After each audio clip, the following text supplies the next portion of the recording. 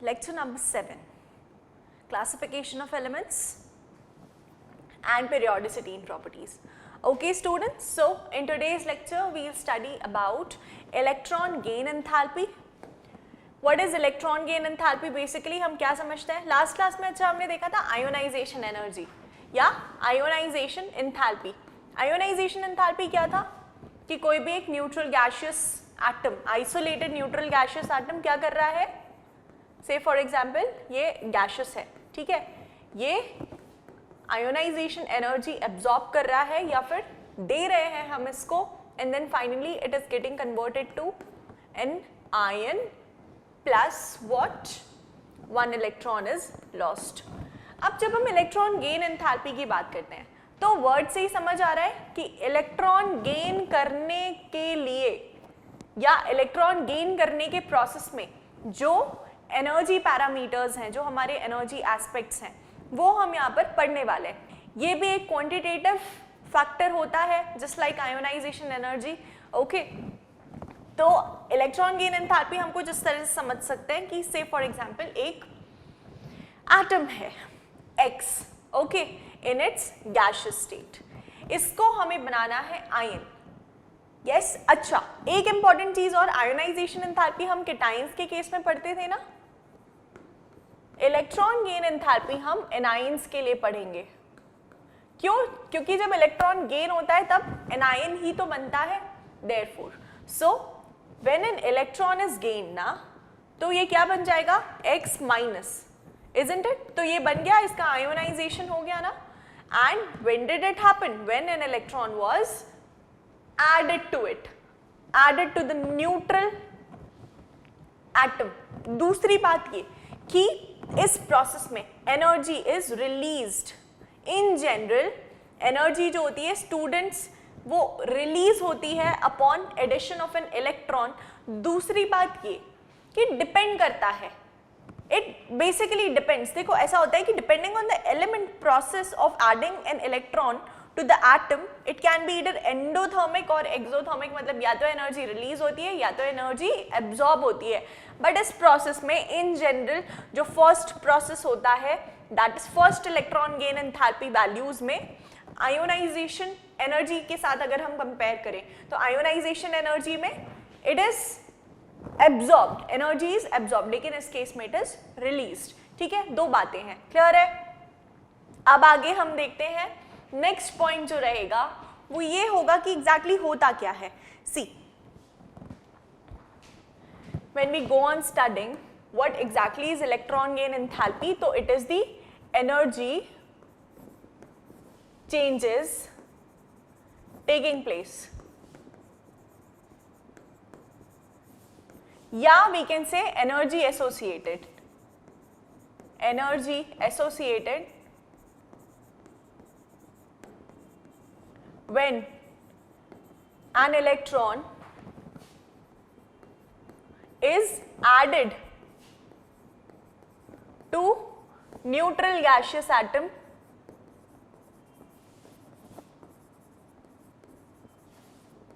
okay, या हम ये भी बोल सकते हैं कि it is the energy released,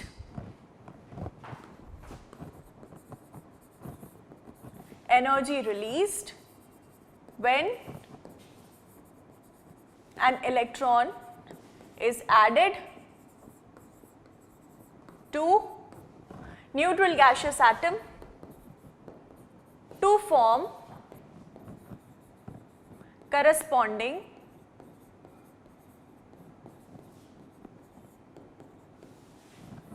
what?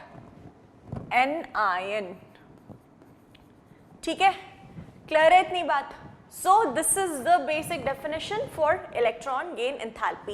And अगर हमें रिप्रेजेंट करना है तो ऐसे कर सकते हैं, से this is any atom X, it is in its gaseous state, and हम क्या करवा रहे हैं, इसमें एक इलेक्ट्रॉन ऐड करवा रहे हैं, तो we can write it as one electron and here we will get X minus in its gaseous state. This is what is. तो जितनी भी एनर्जी जो है रिलीज होती है, अब यहाँ पर एनर्जी रिलीज होगी, that will be electron gain enthalpy. ठीक है, हम आयोनाइजेशन एनर्जी यहाँ पर ऐड कर रहे थे, why? Because it was absorb ना, वो हम दे रहे थे सिस्टम को.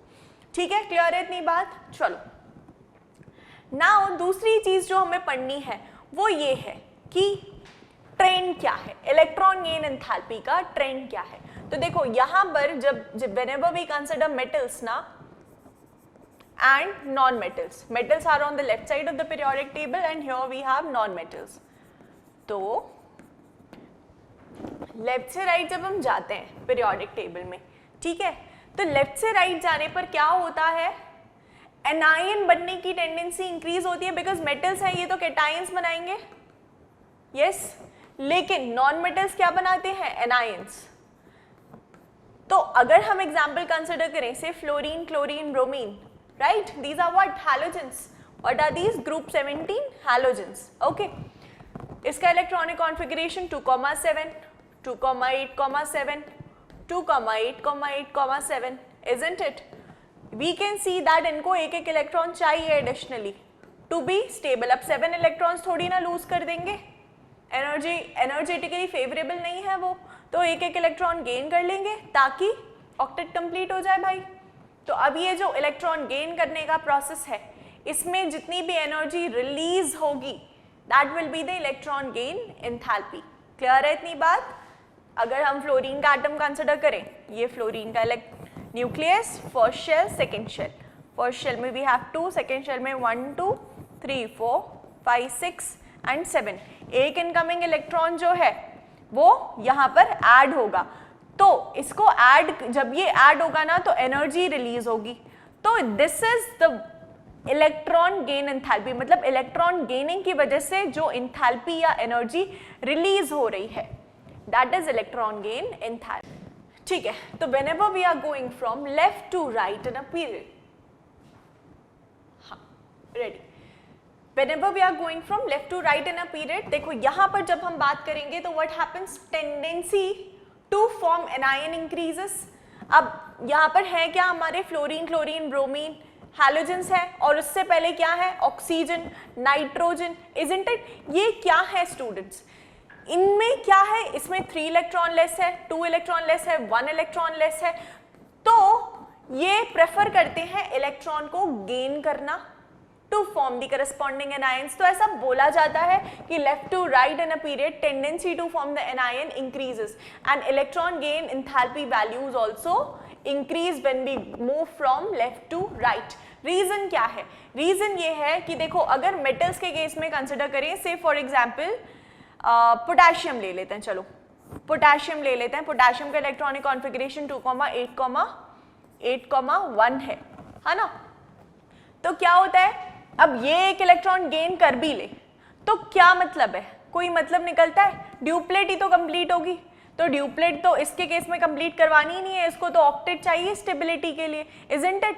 तो यहाँ पर उतना ज्यादा स्ट्रॉन्गर पुल एक्सपीरियंस नहीं हो पाता है as compare to halogens. Halogens के केस में क्या होता है कि they are just 1 electron less from attaining the noble gas configuration, they have just 1 electron less. तो क्या होता है कि जो इनकमिंग इलेक्ट्रॉन है ना वो बहुत स्ट्रांगली अट्रैक्ट होता है बाय द न्यूक्लियस, ठीक है। एक तो ऊपर साइज छोटा, ठीक है, एंड नीचे नीचे जाते जाते तो साइज बढ़ता जाता है। से this is for chlorine, this is for bromine, नीचे नीचे साइज बढ़ता जाता है। अगर हम इस लेफ्ट टू राइट के केस में कंसिडर कर रहे हैं, तो अगर हम लिथियम और फ्लोरीन को कंसिडर करेंगे, electron gain enthalpy values will be more for fluorine and these values are highly large and negative. क्या बोल रही हूं मैं, लार्ज एंड नेगेटिव। नेगेटिव मतलब होता है अगर कोई भी वैल्यू, स्टूडेंट्स हम मान लेते हैं कि -328 किलो जूल पर मोल जो है वो वैल्यू है फ्लोरीन की इलेक्ट्रॉन गेन एंथैल्पी वैल्यू। तो इससे हमें समझ में क्या आता है, ये नेगेटिव है मतलब large amount of energy is released when an electron is added. Okay, large amount of energy is released. Negative है मतलब एनर्जी का लॉस है। ये नेगेटिव साइन क्या बता रहा है, एनर्जी लॉस बता रहा है। ओके, तो लार्ज नेगेटिव वैल्यूज हमें इसके केस में मिलती हैं। या फिर पूरा हैलोजन सीरीज अगर हम कंसिडर करेंगे तो हैलोजेंस के केस में -328, देन -349, -325, इस तरह से हमें ट्रेंड देखने मिलता है। ओके तो हैलोजेंस के केस में क्या होता है कि since they are just one electron, since they have just one electron less to attain the noble gas configuration, तो वो एक इनकमिंग इलेक्ट्रॉन को बहुत ज़्यादा स्ट्रांगली अट्रैक्ट करते हैं, ठीक है।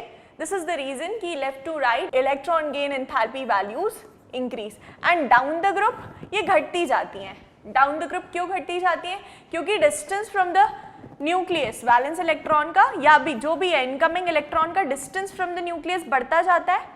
वैलेंस इलेक्ट्रॉन यहाँ पर है, डिस्टेंस बढ़ता जा रहा है, अब ऑलरेडी डिस्टेंस बढ़ रहा है, तो जो इनकमिंग इलेक्ट्रॉन है वो तो क्या ही अट्रैक्शन फील करेगा।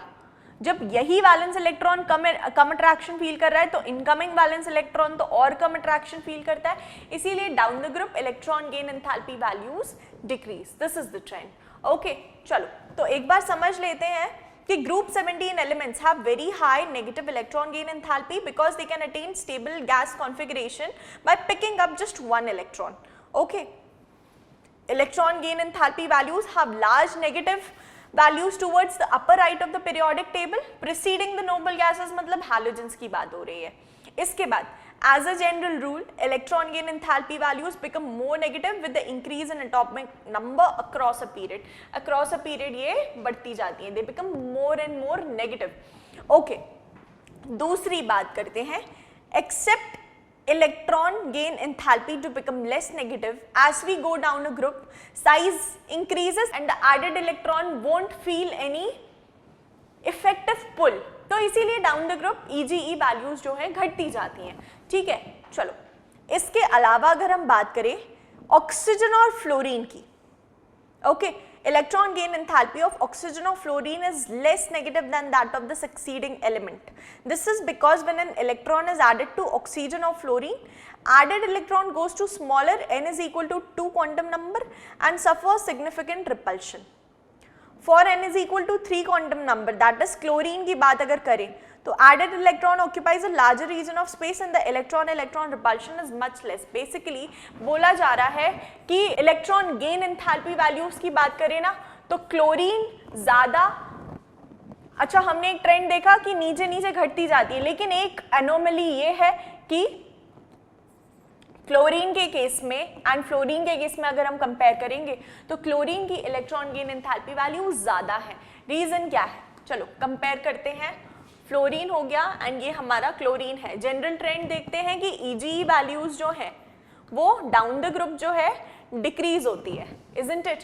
तो फ्लोरीन का अगर हम बनाते हैं इलेक्ट्रॉनिक कॉन्फ़िगरेशन 2,7 एंड 2,8,7, चलो तो इसका होगा 1s2 2s2 and 2p3, yes 3 4 5 6 7 8 9 2p5, okay. और इसके केस में क्या होगा? 5 6 7 8 9 1s2 2s2 2p6, ठीक है, ये हो गया 10 3s2 and 3p5, यस। तो अब देखो क्या हो रहा है कि क्लोरीन के केस में अगर हम कंसिडर करेंगे ना तो साइज में स्पेस है, yes this is chlorine nucleus 2 8 and 7, size में स्पेस है। फ्लोरीन का जो साइज है ना वो कॉम्पैक्ट है। अब कॉम्पैक्ट है तो जो इलेक्ट्रॉन्स हैं भाई वो पास पास है, ठीक है। n is equal to 2 quantum number मतलब सेकेंड शेल, ये अगर ये फ्लोरीन का न्यूक्लियस है तो first shell and second shell 1 2 3 4 5 6 and 7, isn't it? तो अगर हम ये दो चीज कंसिडर करें, ये क्लोरीन है, यस क्लोरीन का जो आई वुड से साइज है that is greater than fluorine, तो क्लोरीन के केस में जो इलेक्ट्रॉन्स हैं वो ज्यादा स्पेस में फिल्ड हैं, तो इलेक्ट्रॉन रिपल्शन इनके केस में जो होता है कम होता है। क्लोरीन के केस में since the electronic repulsion is less, yes, are you getting the point? So that is why the added electron occupies a larger region of space in chlorine, और इसी वजह से electron gain enthalpy of oxygen or fluorine is less negative than that of chlorine. This is because when an electron is added to oxygen or fluorine, the added electron goes to a smaller quantum number and suffers electronic repulsion from the other electrons. तो जब वो आपस में ही repel कर रहे हैं, एक दूसरे से दूर भाग रहे हैं, तो इनकमिंग इलेक्ट्रॉन आने की वजह से तो और ज्यादा रिपल्शन होगा ना, तो वो उतना ज्यादा स्ट्रांगली नहीं आ पाएगा जितने ईज से क्लोरीन में इट कैन. ओके, तो this is the trend for electron gain enthalpy values. Now next is electron gain enthalpy generally becomes more negative across a period as we move from left to right. ये तो देख लिया हमने. Within a group electron gain enthalpy becomes less negative down a group because adding an electron to 2p orbital leads to greater repulsion than adding it to 3p orbital. 2p orbital छोटी होती है ना. So the element with most negative electron gain enthalpy is chlorine and the one with least negative is phosphorus. यहाँ पर अगर हम देखें पूरे पीरियोडिक टेबल में तो सबसे ज्यादा इलेक्ट्रॉन गेन एंथैल्पी वैल्यू किसकी होगी? It will be for chlorine. अच्छा, आगे जाकर के हम एक टर्म पढ़ेंगे इलेक्ट्रोनेगेटिविटी. ठीक है, तो उस केस में कंफ्यूज नहीं होना है. इलेक्ट्रोनेगेटिविटी में फ्लोरीन जीतता है. इलेक्ट्रोनेगेटिविटी में क्या होता है? फ्लोरीन जीतता है. लेकिन इलेक्ट्रॉन गेन एंथैल्पी के बारे में बात करेंगे तो सबसे ज्यादा large and negative value chlorine की है. Okay, and fluorine is electronegative. दोनों चीजों में कंफ्यूजन नहीं होनी चाहिए. क्लियर है इतनी बात? चलो,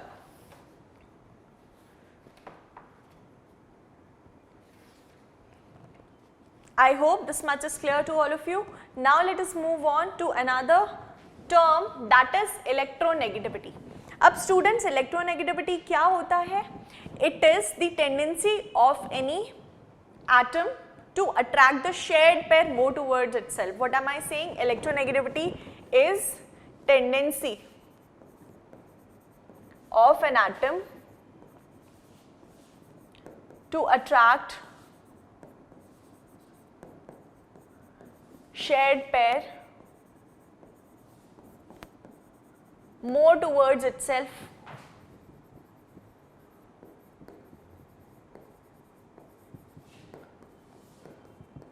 से फॉर एग्जाम्पल एक HCl ले लेते हैं. इसमें क्या होता है? एक एक इलेक्ट्रॉन की शेयरिंग होती है. तो अगर मैं इसको कुछ इस तरह से बना दूं, यस, तो क्या लग रहा है कि ये जो शेयर्ड पेयर है तो दोनों के बीच में, लेकिन ज्यादा किसकी तरफ है? क्लोरीन की तरफ है. ओके, तो दिस इज व्हाट, इससे हम इन्फर कर सकते हैं कि क्लोरीन जो है वो ज्यादा इलेक्ट्रोनेगेटिव है देन हाइड्रोजन. एंड सही बात है, अगर जब हम इनका डिसोसिएशन करते हैं तो H+ एंड Cl- आता है ऑलवेज. ओके, अच्छा, दूसरी चीज इलेक्ट्रोनेगेटिविटी के केस में हम क्या देखेंगे? Unlike ionisation enthalpy and electron gain enthalpy, जिसको हम मैग्नीट्यूड से मेजर कर पा रहे थे, यहां पर it is not a measurable quantity. Okay, चलो, electronegativity of any given element is not constant and it varies depending on the element to which it is bound. हमेशा ये चीज देखी जाती है. ठीक है, चलो, electronegativity generally increases across a period from left to right and decreases down a group. अब अगर हम ट्रेंड की बात करेंगे स्टूडेंट्स, देखो जो भी हमारा ट्रेंड है, लेफ्ट टू राइट अगर जाते हैं एंड डाउन द ग्रुप जाते हैं तो electronegativity values increase. Electronegativity values increase on going from left to right. क्या रीजन है? से फॉर एग्जाम्पल यहाँ पर फ्लोरीन है ना, तो इसका इलेक्ट्रॉनिक कॉन्फ़िगरेशन 2,7 है. यस, तो जो भी शेयर्ड पेयर है, because of its smaller size, यहाँ पर हमारा क्या रोल आता है? साइज का.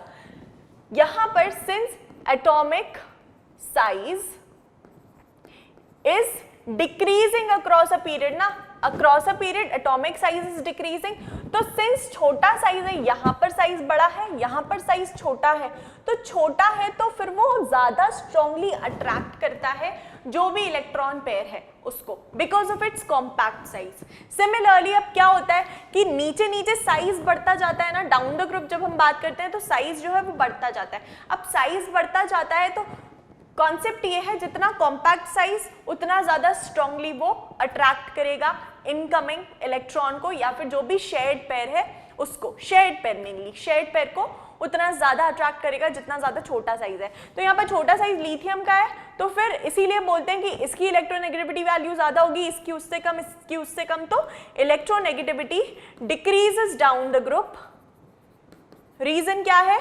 Because of the increase in the number of shells down the group. Okay, atomic size भी बोल सकते हैं. तो electronegativity generally increases across a period from left to right and decreases down a group. Okay, जैसे कि अगर हम बात करें लिथियम टू फ्लोरीन हमने देख लिया, अब फ्लोरीन, क्लोरीन, ब्रोमीन, आयोडीन की मेनली हम बात करते हैं जब हम इलेक्ट्रोनेगेटिविटी के टर्म्स में बात करते हैं। तो डाउन द ग्रुप क्या होता है, आयोडीन का साइज भाई बड़ा है देन ब्रोमीन, क्लोरीन, फ्लोरीन, इसका साइज तो बहुत छोटा है, then we have chlorine, then we have bromine and iodine. तो डाउन द ग्रुप क्या होता है, इलेक्ट्रोनेगेटिविटी वैल्यू डिक्रीज होती है and throughout the periodic table जो सबसे ज्यादा इलेक्ट्रोनेगेटिव एलिमेंट है वो हमारा फ्लोरीन है। क्लियर है इतनी बात? Okay, I hope it is clear to you. Now electronegativity is directly related to the non metallic properties of elements. Non metallic properties क्यों बोला जाता है,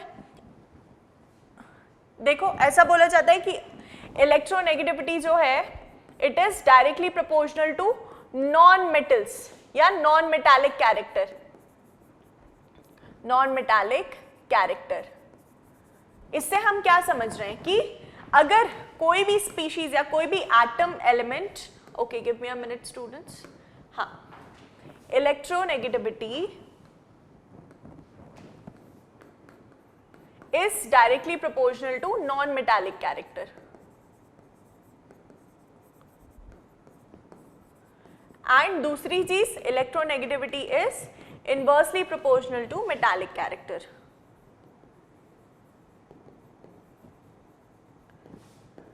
ये बात क्यों की जा रही है, इसीलिए क्योंकि जो नॉन मेटल्स होते हैं ना दे आर हाईली इलेक्ट्रोनेगेटिव और जो मेटल्स होते हैं ना they are highly electropositive. Okay, metals electropositive होते हैं तो हम ऐसा बोल सकते हैं electropositive nature is directly proportional to metallic character. तो इसका उल्टा लिख दो, electronegative nature is directly proportional to non metallic character, तो ये तो फिर इनवर्सली प्रोपोर्शनल होगा ही। यस, ठीक है इतनी बात। चलो, increase in electronegativities across a period is accompanied by an increase in non metallic properties. ठीक है, या फिर अगर हम बोल रहे हैं कि लेफ्ट टू राइट इलेक्ट्रोनेगेटिविटी बढ़ रही है, इसका मतलब क्या है कि नॉन मेटालिक कैरेक्टर बढ़ रहा है और मेटालिक कैरेक्टर डिक्रीज हो रहा है। ठीक है, चलो दूसरी चीज ये कि similarly decrease in electronegativity down a group is accompanied by a decrease in non metallic properties. मतलब फ्लोरीन, क्लोरीन, ब्रोमीन, आयोडीन की बात करें तो ये है तो सारे नॉन मेटल्स, लेकिन ज्यादा नॉन मेटालिक कौन सा है, फ्लोरीन, एंड कम नॉन मेटालिक कौन सा है, आयोडीन। मतलब it is moving towards somewhat metallic character. ऐसा मतलब it is just a trend कि नीचे मेटालिक कैरेक्टर बढ़ता जाता है। ओके, क्लियर है स्टूडेंट्स? आई होप इतना कॉन्सेप्ट सभी को क्लियर है। So this was about the electronegativity and electron gain enthalpy. Next lecture में we'll continue with the same chapter. That's all for today. Thank you, have a great day.